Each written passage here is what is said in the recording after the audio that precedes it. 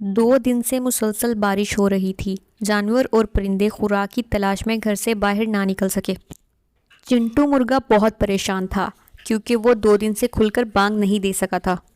صبح ہوتے ہی جو ہر طرف سورج کی روشنی پھیلی تو وہ پر پھڑ پھڑاتا ہوا باہر نکلا اور اونچے درخت کی چوٹی پر جا پہنچا۔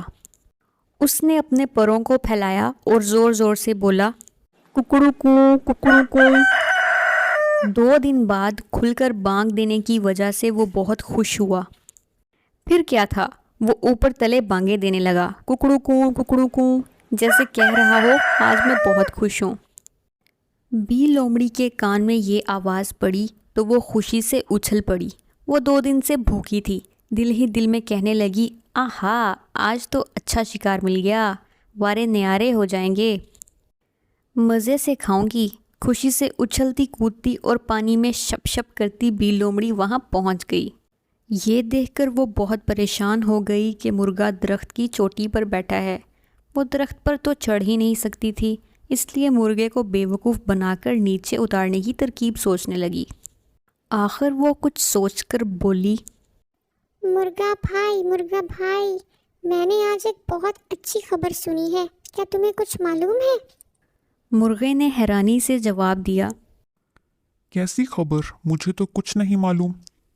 اس پر لومڑی نے کہا، جنگل کے سب جانوروں نے فیصلہ کیا ہے کہ وہ آئندہ آپس میں مل جل کر رہیں گے۔ تمہیں بھی مجھ سے ڈرنے کی کوئی ضرورت نہیں، موسم سہانا ہے، آؤ دونوں مل کر کھیلتے ہیں۔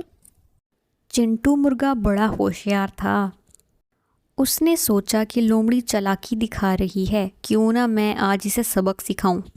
یہ سوچ کر وہ بولا، خبر تو بہت اچھی ہے، وہ سامنے سے کچھ شکاری کتے آ رہے ہیں، جاؤ انہیں بھی بلا لاؤ، پھر مل کر سب کھیلتے ہیں۔